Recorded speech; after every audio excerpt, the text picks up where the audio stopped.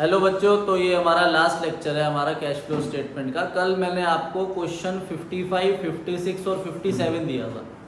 Question number 55 आप check करना, पीछे किसी ना किसी वीडियो के अंदर मैंने कराया हुआ है। आप क्वेश्चन नंबर 56 और 57 वैसे किसी बच्चे की प्रॉब्लम नहीं है आज, पर मैं उसके सॉल्यूशन आपको दिखा रहा हूँ कि अगर आपकी प्रॉब्लम है क्वेश्चन नंबर 56 तो आप समझ सकते हो।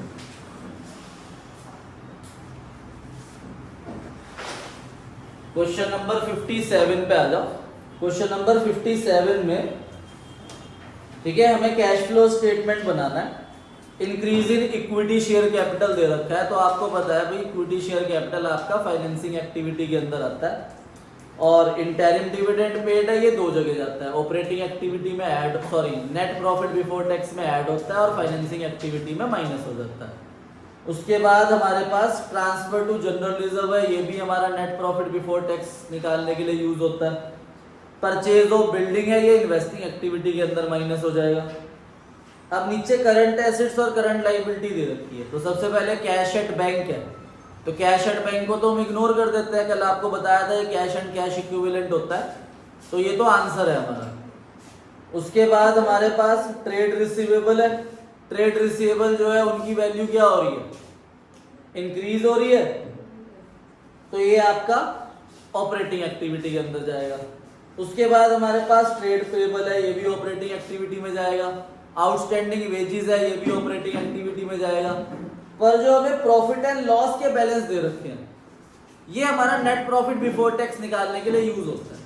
तो हमने नेट प्रॉफिट बिफोर टैक्स निकालना है। सबसे पहले difference between PL, transfer to general reserve and interim dividend paid, इन तीनों के सम से हम नेट प्रॉफिट बिफोर टैक्स निकाल लेंगे। फिर हमने कैश फ्लो स्टेटमेंट का फॉर्मेट बनाया, उसमें नेट प्रॉफिट बिफोर टैक्स रख दिया 57,000।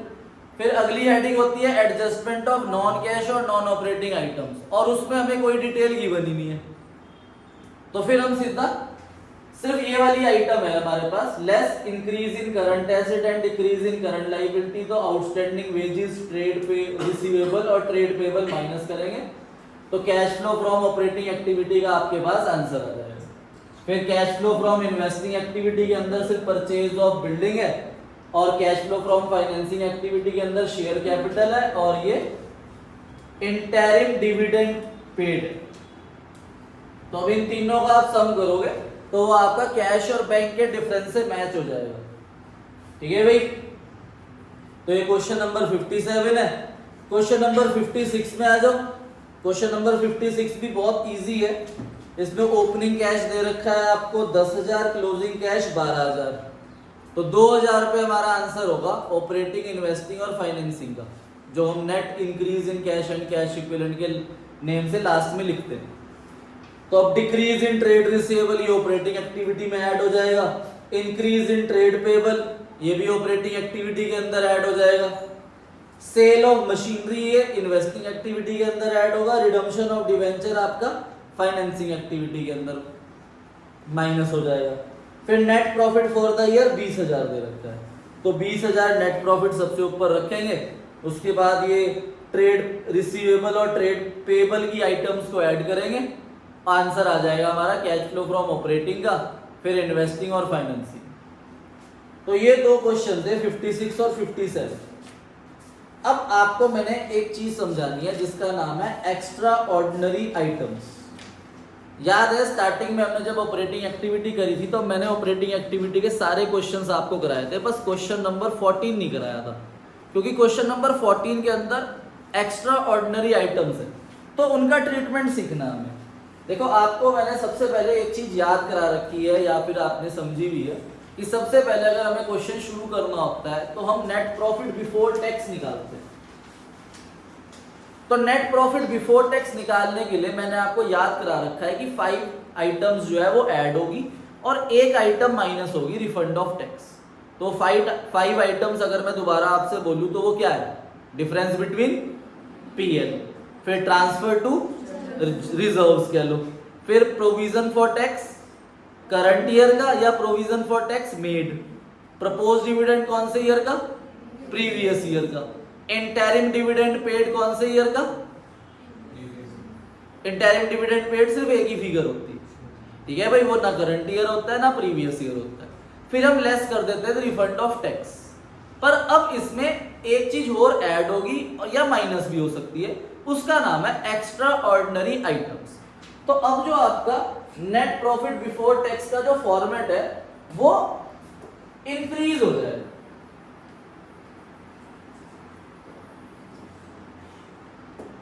ठीक है भाई, तो देखो सबसे पहले हम क्या लिखते थे, डिफरेंस बिटवीन पीएल, इसे ऐड कर देते थे। ट्रांसफर टू जनरल रिजर्व, ये ऐड कर देते थे। Provision for tax current year या मीड, इसे ऐड कर देते थे। प्रपोज डिविडेंड प्रीवियस ईयर, ये भी ऐड हो जाता था। और इंटरिम डिविडेंड पेड, ये भी ऐड हो जाता था। अब आपकी एक चीज और ऐड होगी, loss due to extraordinary items, कि आपको कोई लॉस हुआ, कोई नुकसान हुआ। देखो हम इनडायरेक्ट मेथड लगाते हैं ना, तो इनडायरेक्ट मेथड में एक्सपेंसेस को ऐड करते हैं और इनकम्स को माइनस। तो ऐड क्या होगा आपका, loss due to extraordinary items, कि आपको कोई लॉस हुआ।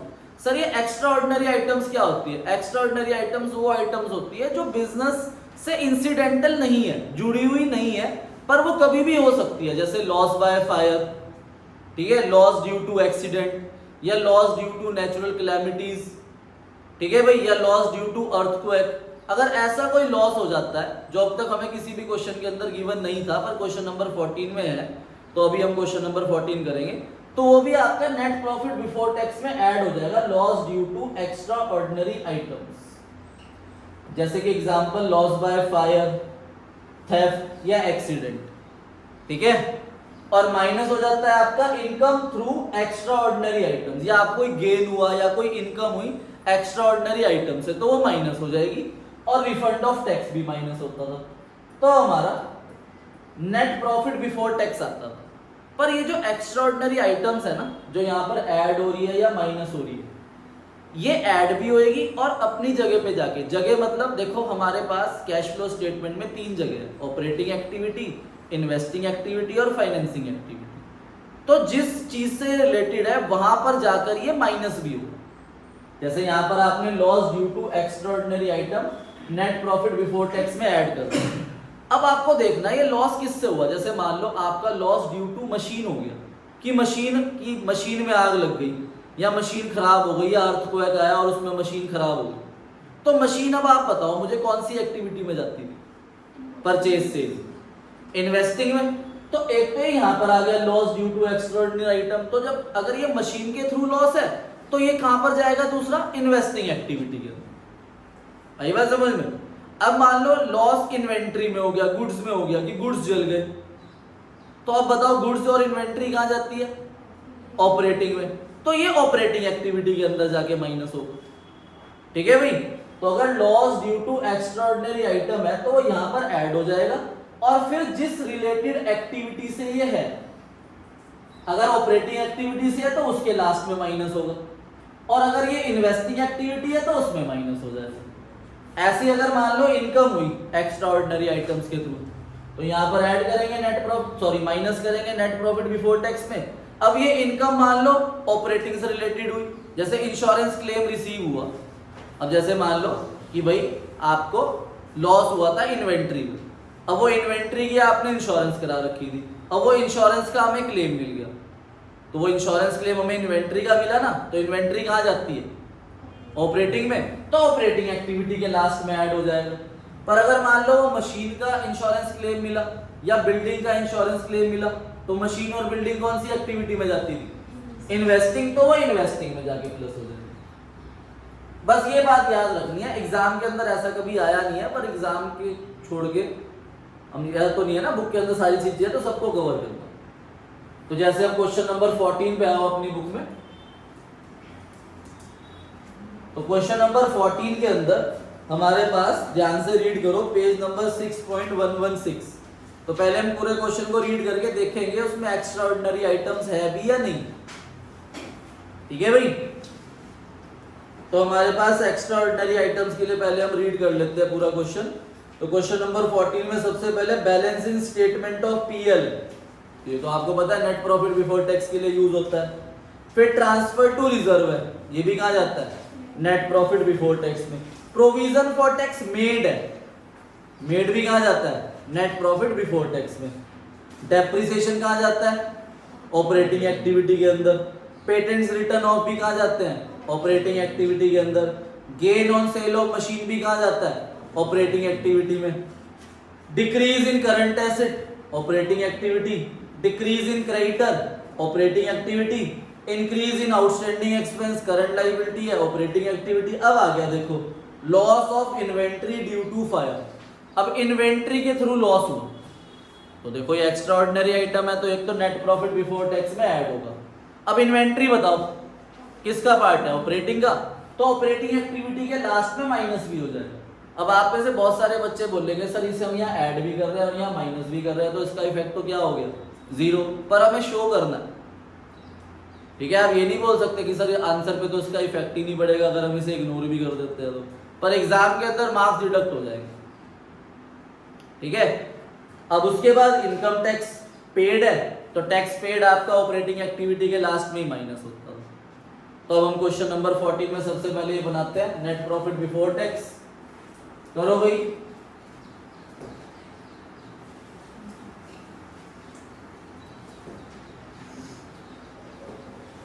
तो नेट प्रॉफिट बिफोर टैक्स में डिफरेंस बिटवीन पीएल है 4,10,000, तो 4,10,000, ठीक है। तो transfer to reserve 1,20,000, provision for tax made दे रखा है 40,000 रुपए, प्रपोज डिविडेंड है नहीं तो लिखेंगे ही नहीं, इंटरिम डिविडेंड भी नहीं है, loss due to fire in inventory लिखोगे आप पूरा, तो वो हमें हुआ है कितना, 80,000। तो इनको ऐड कर दोगे आप, 80 और 40 हो गया आपका 1,20,000, 120, 120, 240, 250, तो 6,50,000 आपका नेट प्रॉफिट बिफोर टैक्स आ गया, 6,50,000 रुपीज। अब आप कैश फ्लो स्टेटमेंट का फॉर्मेट बनाओगे, cash flow from operating activity में नेट प्रॉफिट बिफोर टैक्स 6,50,000 लिख दोगे। फिर एडजस्टमेंट ऑफ नॉन कैश और नॉन ऑपरेटिंग आइटम्स में हमारे पास एक तो डेप्रीसिएशन है, ठीक है, डेप्रीसिएशन दे रखा है हमारे पास 60,000 रुपीज। उसके बाद पेटेंट्स रिटर्न ऑफ है 10,000 रुपए, तो पेटेंट्स रिटर्न ऑफ लिख देंगे 10,000, ठीक है भाई, पेटेंट रिटर्न ऑफ। और एक गेन हुआ हमें मशीनरी पे 20,000, ये हमें गेन हुआ, तो ये माइनस हो गया हमारा 7 लाख रुपीज आ गया operating profit before working capital changes. अब इसमें हम ऐड करते हैं और लेस करते हैं। ऐड क्या करते हैं, decrease current asset and increase current liability, और लेस करते हैं इंक्रीज करंट एसेट और डिक्रीज करंट लायबिलिटी। तो हमारे पास एक तो करंट एसेट डिक्रीज हो रही है 1,10,000 रुपए, तो ये 1,10,000 रुपए आ जाएगा। उसके बाद क्रेडिटर डिक्रीज हो रहा है 60,000, ये माइनस में चला जाएगा, क्रेडिटर 60,000। फिर एक outstanding expense current liability increase हुई तो 5,000 रुपए प्लस हो गया, तो 7 लाख में आप 1,15,000 प्लस करोगे तो 8,15,000 आएगा। अब 8,15,000 में 60,000 माइनस कर दो, 8,15,000 माइनस 60,000,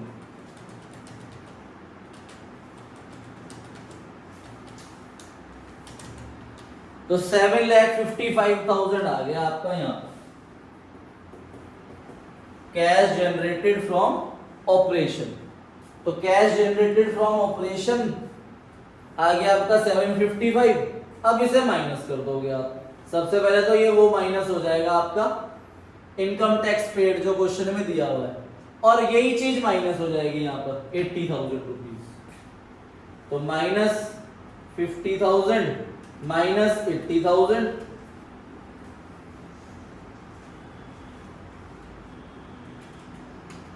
तो 6,25,000 रुपीज आपका cash flow from operating activity answer आ जाएगा, ठीक है।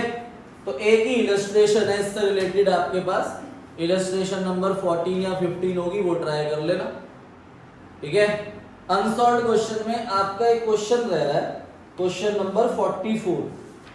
बाकी आप लोग एक बार देख लेना कि अगर कोई अनसॉल्व्ड क्वेश्चन मैंने नहीं कराया और आपने उसे ट्राई करा घर पे और वो आपसे नहीं हुआ, ठीक है, तो वो क्वेश्चन आप मेरे से कल या परसों प्रॉब्लम में पूछ सकते हो, वो भी मैं करा दूंगा आप लोगों को। क्वेश्चन नंबर 44 पे आना है इसके बाद। तो उसमें भी एक चीज है जो आपको समझानी है। Question number 44। हाँ जी, क्वेश्चन नंबर 44 है आपकी बुक का। वैसे ही आप लोगों को ट्राई करना है, मैं होमवर्क में दूंगा, तो मैं आपको रीड करवा के समझा रहा हूँ। सबसे पहले हमारे पास देखो शेयर कैपिटल है। शेयर कैपिटल आपको पता है कहाँ पर जाता है, फाइनेंसिंग एक्टिविटी में। फिर रिजर्व एंड सरप्लस, वो नेट प्रॉफिट बिफोर टैक्स निकालने के लिए हेल्प करता है। लॉन्ग टर्म बोरोइंग के नीचे नोट नंबर 1 है अगले पेज में, 8% डिवेंचर है उसमें, तो वो आपको पता है कहाँ जाएगा, फाइनेंसिंग में, और 8% का इंटरेस्ट निकलेगा। उसके बाद करंट लायबिलिटी में शॉर्ट टर्म बोरोइंग है, इसमें कैश क्रेडिट है, ये भी फाइनेंसिंग में जाएगा। ट्रेड पेएबल आ गया ऑपरेटिंग में। अनक्लेम्ड डिविडेंड है, इसको स्टार बनाना, इसमें अनक्लेम्ड डिविडेंड, इसी के पॉइंट ऑफ व्यू समझाना है आपको कि इसका ट्रीटमेंट क्या है। ये एक ही क्वेश्चन में है और एक इलस्ट्रेशन में है बस। अनक्लेम्ड डिविडेंड का दूसरा नाम आ सकता है कभी कभार dividend payable. Short term provision में provision for tax current year है, प्रीवियस ईयर है। अगर इसके नीचे एडिशनल इंफॉर्मेशन हुई तो हम अकाउंट बनाएंगे प्रोविजन फॉर टैक्स का। अब हमारे पास नीचे प्रॉपर्टी प्लांट एंड इक्विपमेंट है, उसमें नोट नंबर 3 है, उसमें मशीनरी है और एक्यूमुलेटेड डेट है। अगर कोई रिलेटेड इंफॉर्मेशन हुई तो अकाउंट बनेगा। इन्वेंट्री ट्रेड रिसीवेबल आपको ऑपरेटिंग में जाएगा। अब इन्होंने नीचे प्रपोज डिविडेंड दिया हुआ है। सबसे पहले देखो, आपको पता है प्रपोज डिविडेंड जो है वो कौन से ईयर का लेते हैं हम, बताओ, प्रीवियस ईयर का। वो कितना है, 25,000। तो कहां जाता है propose dividend, net profit before tax में ऐड, और दूसरा फाइनेंसिंग एक्टिविटी में क्या होता है, माइनस। अब ये प्रपोज डिविडेंड हमारा कितना है, 25,000 रुपए। हम फाइनेंसिंग एक्टिविटी में माइनस पता है क्यों करते हैं, क्योंकि प्रपोज डिविडेंड प्रीवियस ईयर का मतलब होता है कि ये डिविडेंड हमने पेड किया है। क्या किया है, प्रपोज डिविडेंड हमारे पास दो है, करंट ईयर और एक प्रीवियस ईयर। इस समय तो मैं करंट ईयर पे हूं ना, तो जो करंट ईयर का प्रपोज डिविडेंड होता है ना, वो अगले साल दिया जाता है, तो वो अभी तो नहीं दिया गया। और जो पिछले साल का प्रपोज डिविडेंड है वो अब आज दिया गया।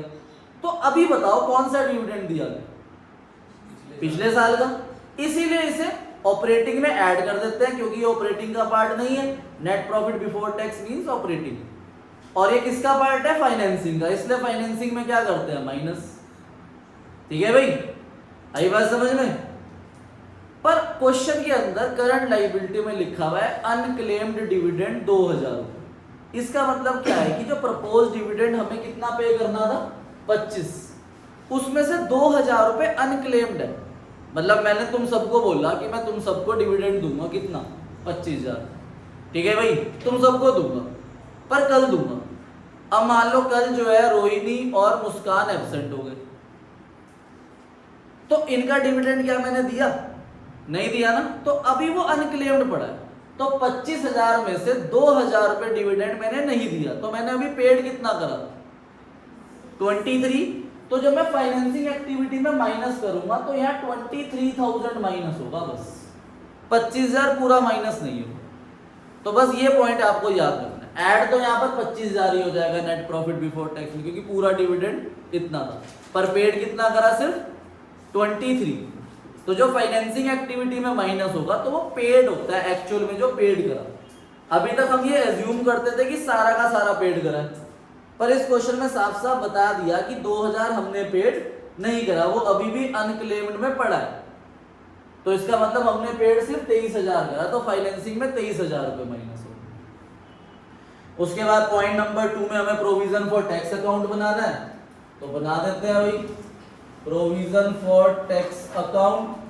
वर्किंग नोट्स बना देता हूं मैं आपके लिए, बाकी आप क्वेश्चन खुद ट्राई करना। ओपनिंग यहां लिख देंगे, बाय बैलेंस ब्रॉट डाउन और टू बैलेंस कैरिड डाउन। कितना है ओपनिंग प्रोविजन फॉर टैक्स, 15,000। और पेड करा हमने 24,000, सॉरी करंट ईयर का 24,000 है और पेड करा हमने 30, तो पेड इधर आ जाता है टू बैंक अकाउंट से। पेड 30,000 रुपीज हमने पेड कर दिया, इधर का सम हो गया 54,000, इधर का सम भी होना चाहिए 54,000। तो यहाँ by provision for tax made कितना आया, माइनस करके 54 माइनस 5 49 माइनस 10 39,000 रुपीज आ गया मेड। अब ये आपको पता है कहाँ जाएगा, नेट प्रॉफिट बिफोर टैक्स में ऐड, और जो पेड है ये ऑपरेटिंग एक्टिविटी के लास्ट में माइनस हो जाएगा। अगले पॉइंट में डिबेंचर्स के बारे में कह रहे हैं। देखो हमें इंटरेस्ट निकालना है डिबेंचर्स का, इंटरेस्ट ऑन 8% डिबेंचर्स। हमारे पास जो डिबेंचर्स हैं वो ओपनिंग में 25 और क्लोजिंग में 30 हो गए, तो कितने इंक्रीज हुए 5,000। अगर लास्ट पॉइंट हमें ना देते तब हम वो 8% ओपनिंग पे लगा देते 25,000, पर इन्होंने बताया है कि जो 5,000 बढ़ रहे हैं वो कौन सी डेट को बढ़ रहे हैं, तो इन्होंने बताया कि वो 1 अक्टूबर को बढ़ रहे हैं, तो 6 मंथ का इंटरेस्ट निकलेगा। ठीक है भाई, तो 25,000 का कितना परसेंट है, 8% इंटू 6/12, फिर 30,000 का 8% इंटू 6/12, तो जो इंटरेस्ट आएगा वो भी दो जगह जाता है, कहां पर, ऑपरेटिंग एक्टिविटी में ऐड होता है और फाइनेंसिंग एक्टिविटी के अंदर माइनस होता है। तो 25,000 का 8% मेरे ख्याल से 2,000 होता है, इनटू डिवाइड बाय 2 कर देंगे, तो 1,000 आया इसका, 30,000 का और 1,200 इसका, तो 2,200 रुपए आया इंटरेस्ट टोटल। ठीक है भाई, फिर आप नेट प्रॉफिट बिफोर टैक्स निकाल लोगे, उसमें difference between reserve and surplus ले लोगे, प्रोविजन फॉर टैक्स मेड ले लोगे, और प्रपोज डिविडेंड प्रीवियस ईयर 25,000 रुपए ले लोगे। ठीक है भाई, इंटरिम डिविडेंड है नहीं, फिर आप अपना ऑपरेटिंग एक्टिविटी बनाना, फिर इन्वेस्टिंग और फाइनेंसिंग। इन्वेस्टिंग में तो इसमें कुछ है ही नहीं, मशीनरी आ रही है 240 से 250 हुई, 10,000 रुपए आ जाएगा इन्वेस्टिंग का आंसर, तो माइनस में। और फाइनेंसिंग के अंदर हमारे पास, एक मिनट, ये मैंने ना गलत बना दिया, आप लोगों ने मुझे बोला भी नहीं बनाते, बदतमीज हो आप लोग। ठीक है, provision for tax made given है, पेड नहीं गिवन, मेड दे रखा है हमें 30,000। ठीक है, ये 30,000 हमें गिवन था, हमें पेड निकालना था, तो 30 प्लस ये हो गया 45, इधर भी आएगा 45,000, तो यहां पर हमारा पेड निकलेगा 21,000। ठीक है बच्चों, आगे बात समझ में, तो ये फिगर ठीक कर लेना, वो मेरी नजर चली गई थी, क्वेश्चन के लास्ट में नीचे दे रखा है इनकम टैक्स पेड 21,000। आ जाओ, अब आपको थोड़ी सी थ्योरी पढ़ानी है, बस मैंने उस दिन थोड़ी सी थ्योरी हमने पढ़ ली थी, और आज बची हुई थ्योरी पढ़ेंगे और हमारा चैप्टर फुल फ्लैज खत्म हो जाएगा। पेज नंबर 6.5 पे आओ, पेज नंबर 6.5। कल मैंने आपको रीड करवाए थे कैश एंड कैश इक्विवेलेंट, करवाए थे ना। उसके बाद फिर मैंने आपको बताया था कि थ्योरी में क्वेश्चन आ जाता है कि बताओ इनफ्लो है कैश का या आउटफ्लो है, जिसके ऊपर मैंने 2 इलस्ट्रेशन भी दी थी आपको। ठीक है, वो आपने करी नहीं है मुझे पता है। ठीक है, अब दूसरे टाइप से क्वेश्चन कैसे आ सकता है एग्जाम के अंदर कि भाई मैंने अब आपसे, जैसे मान लो कि भाई देवांश चौधरी है, देवांश चौधरी जी आप मुझे बताओ ये इंटरेस्ट ऑन डिवेंचर है। अब सब बच्चों को याद है, मैंने क्वेश्चन कराते हुए बताया कि क्या होगा, ऑपरेटिंग एक्टिविटी में प्लस और फाइनेंसिंग एक्टिविटी में। ये तो प्रैक्टिकल करते हुए क्वेश्चन है। अब मान लो क्वेश्चन एग्जाम में थ्योरी में आया कि इंटरेस्ट पेड ऑन डिवेंचर है, तो बताओ वो कहाँ जाएगा।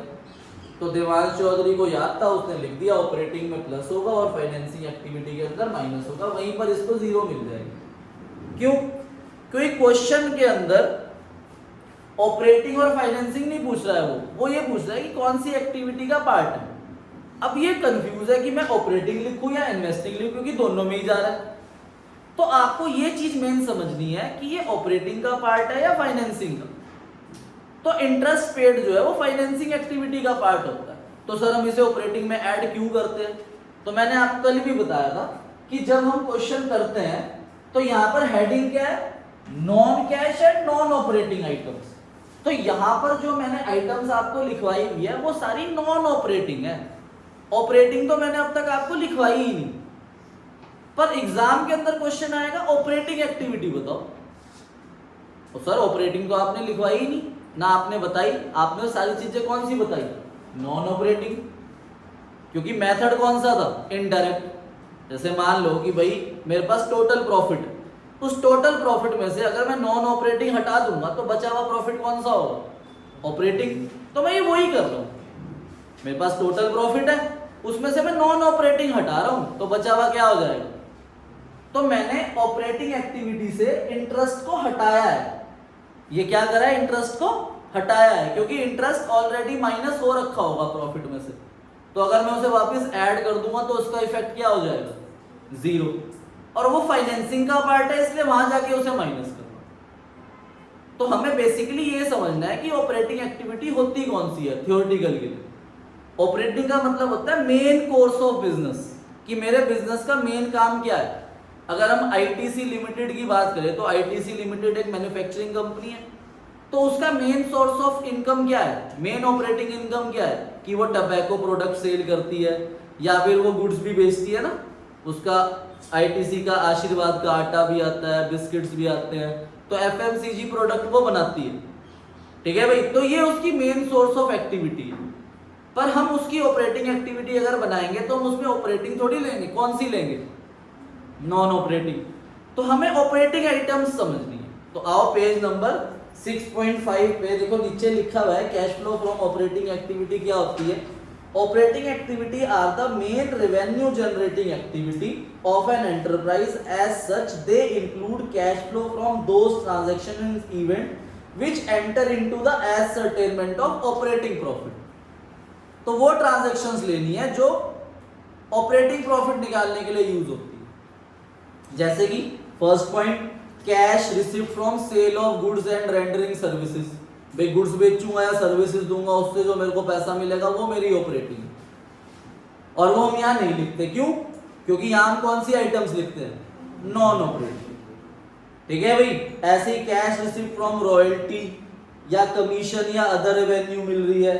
Cash receive from debtors, debtors भी ऑपरेटिंग के अंदर आते हैं, बिल रिसीवेबल भी ऑपरेटिंग के अंदर आते हैं, उनसे पैसा मिल रहा है। या हम अपने क्रेडिटर्स या बिल पेबल को पैसा दे रहे हैं, ठीक है। या हमने वेजेस, सैलरी, ये सब पे करी। वेजेस सैलरी देखो आपने कभी नहीं पढ़ा ऑपरेटिंग के अंदर, क्यों, क्योंकि वो ऑपरेटिंग है, नॉन ऑपरेटिंग नहीं है।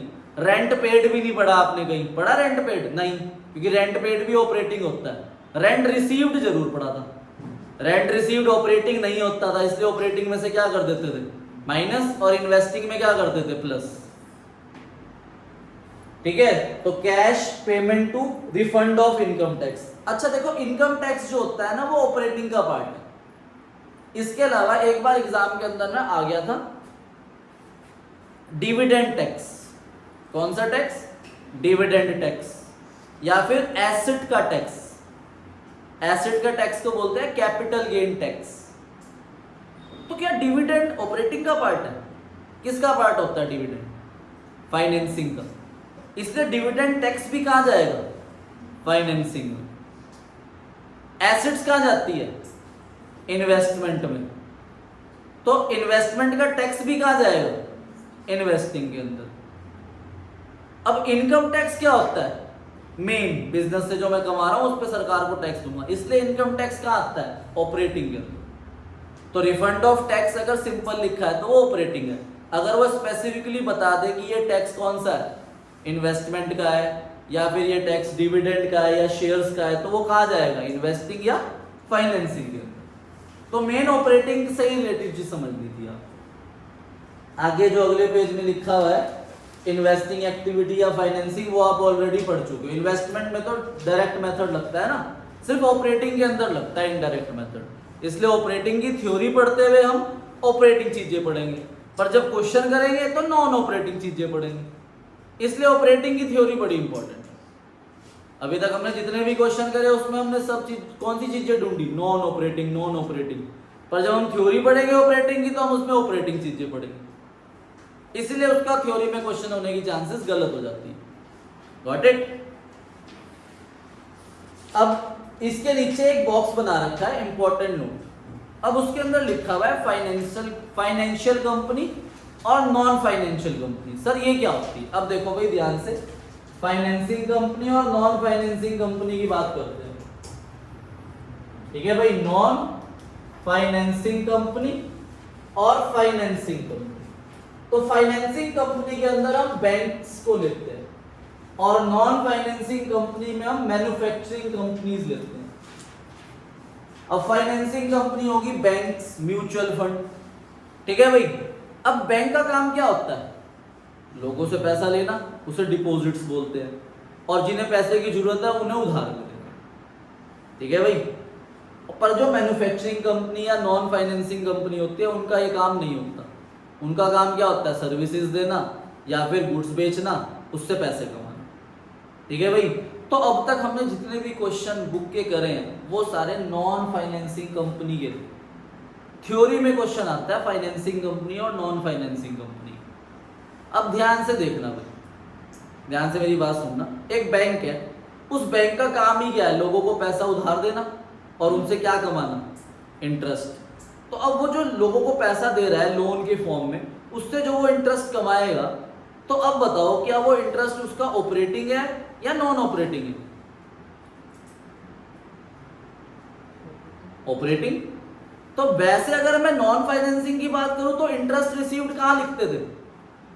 इन्वेस्टिंग में। नॉन फाइनेंसिंग में अगर मैं बात करूं इंटरेस्ट रिसीव्ड की, तो वो हम कहां लिखते थे? इन्वेस्टिंग एक्टिविटी में।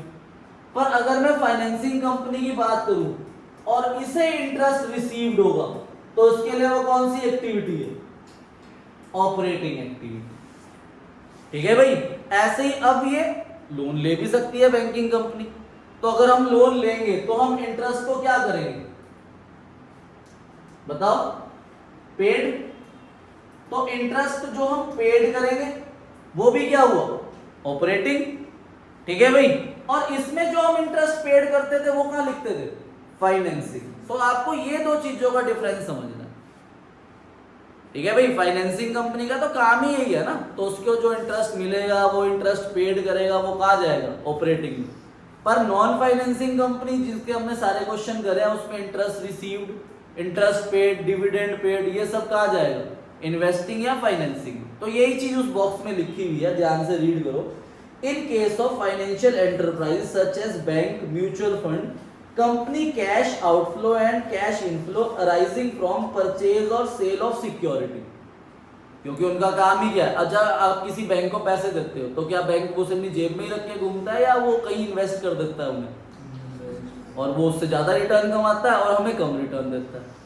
अगर आप बैंक के अलावा कहीं और पैसा लगाओगे तो आपको 10% या 12% मिलेगा, पर अगर आप बैंक में पैसा रखोगे तो 4% इंटरेस्ट मिलता है, रिस्क फ्री रिटर्न होता है। तो बैंक उस पर अर्न करता है 12% या 14% और हमें देता है 4%, क्योंकि बैंक को ना नॉलेज होती है कि पैसा कहाँ पर लगाकर मैं प्रॉपर पैसा कमा सकता हूँ। हमें नॉलेज नहीं है, हम रिस्क फ्री रिटर्न चाहते हैं, तो इसलिए हम बैंक में क्या कर देते हैं? थोड़ा सा पैसा रख देते हैं और उस पर हमें डूबता हुआ यानी 4% तो मिलना ही है। बहुत रेयर चांस होती है कि इंडिया में बैंक में पैसा डूब जाता है। आपको पता है बैंक में रूल है, जब भी आप बैंक में सेविंग अकाउंट फॉर्म भरते हो, अगर बैंक में आपके 50 लाख रुपए पड़े हैं और कभी कोई ऐसी सर्कमस्टांस आई और वो बैंक डूब गया, सारे पैसे खत्म हो गए, तो आपको सिर्फ 2 या 2.5 लाख रुपए मिलेंगे आपके 50 लाख में से। ठीक है, इंश्योरेंस इतनी होती है, बस गवर्नमेंट भी इतनी रिस्पॉन्सिबिलिटी लेती है। पर अगर बैंक डूबा तो, और इंडिया में ऐसा कभी हुआ ही नहीं है कि कोई बैंक डूब गया। बहुत सारे बैंक जो है वो मर्ज हो जाते हैं, जैसे अगर कोई बैंक नहीं चल रहा तो वो मर्ज हो जाता है। पहले बहुत सारे बैंक होते थे, अब सिर्फ 4-5 बैंकों के नाम सुनोगे आप। Punjab national bank, Punjab Sindh bank, और भी छोटे छोटे जो बैंक है ना, वो बड़े बड़े बैंकों ने उन्हें मर्ज कर लिया। ठीक है, नाम भले ही उनका चल रहा है पर उनका जो हेड है वो पंजाब सिंध बैंक या पंजाब नेशनल बैंक या स्टेट बैंक ऑफ इंडिया, ये उनका हेड है, ठीक है भाई। चल वो अपनी ब्रांच में ही रहे पर उन्हें ओवरटेक कर लेती है, गवर्नमेंट बोलती है कि भाई इस बैंक को संभाल लो, ये अब नहीं संभाल पा रहा अपने आप, तो फिर बैंक दूसरा बैंक उसे ओवरटेक कर लेता है, खरीद लेता है पैसे वैसे देके जो भी, ठीक है। ये आप हायर स्टडीज में पढ़ोगे आगे जाके, ठीक है भाई। तो क्या लिखा है, will be treated as flow from operating. तो अगर बैंकिंग कंपनी है वो सिक्योरिटी को खरीदेगी या बेचेगी, जो उससे जो भी फ्लो होगा वो ऑपरेटिंग के अंदर जाएगा। पर अगर वो बैंकिंग कंपनी नहीं है और अगर मैं अपनी इन्वेस्टमेंट बेचूं और खरीदूं तो बताओ कहाँ लिखता हूं, इन्वेस्टिंग एक्टिविटी। फिर आगे लिखा है this is because purchase and sale of security is a part of main revenue generating activity in case of financial enterprises. In addition interest paid and interest received as well as dividend received will also be treated as cash flow from operating activity। अब interest received हो रहा है या interest paid हो रहा है तो वो भी किसके अंदर जाएगा, ऑपरेटिंग एक्टिविटी के, ठीक है भाई, फाइनेंशियल एंटरप्राइजेस के लिए। बस एक चीज याद रखनी है, डिविडेंड पेएबल, क्या रखना है, डिविडेंड पेड, चाहे वो फाइनेंशियल कंपनी हो चाहे वो नॉन फाइनेंशियल कंपनी हो, डिविडेंड पेड फाइनेंसिंग एक्टिविटी ही होती है। क्योंकि डिविडेंड किनको दिया जाता है, शेयर होल्डर्स को, और शेयर कैपिटल चाहे वो फाइनेंशियल कंपनी हो चाहे वो नॉन फाइनेंशियल कंपनी हो, वो ओनर होते हैं, वो फाइनेंसिंग में ही जाते हैं। तो उस पे जो हम डिविडेंड पेड करेंगे चाहे वो फाइनेंशियल कंपनी हो चाहे वो नॉन फाइनेंशियल कंपनी हो, डिविडेंड पेड आपका हमेशा कौन सी एक्टिविटी का पार्ट बनेगा, फाइनेंसिंग एक्टिविटी का पार्ट बनेगा, किसका, फाइनेंसिंग का, ठीक है। तो उसके बाद आ जाओ, चाहे देखो ये सब हमने करा हुआ है, ये मैंने पूरा आपको फॉर्मेट कल पेज नंबर 6.9 में जो बना हुआ है ये फॉर्मेट मैंने पूरा आपको दे दिया, और इन्होंने ये फ्लो बना रखे हैं, यही चीज मैंने आपको वर्कशीट के अंदर कंपाइल करके दे दी, ठीक है। तो अब आप इलस्ट्रेशन नंबर 1, 2, 3 से लेके 5 तक थ्योरी के रीड कर लेना, ठीक है। एक क्वेश्चन नंबर 44 मैंने आपको होमवर्क में दिया है आज, जो आप जरूर करना, और उसके जैसी एक इलस्ट्रेशन है, इलस्ट्रेशन नंबर 44, ये दो है। अब मैं आपको वो इलस्ट्रेशंस ग्रुप में भेज दूंगा, अगर किसी का स्कूल में एग्जाम है और उसे वो cash flow statement chapter revise करना है तो वो आप कर लेना उस वीडियो के थ्रू। ओके बच्चों, बाय बाय, थैंक यू।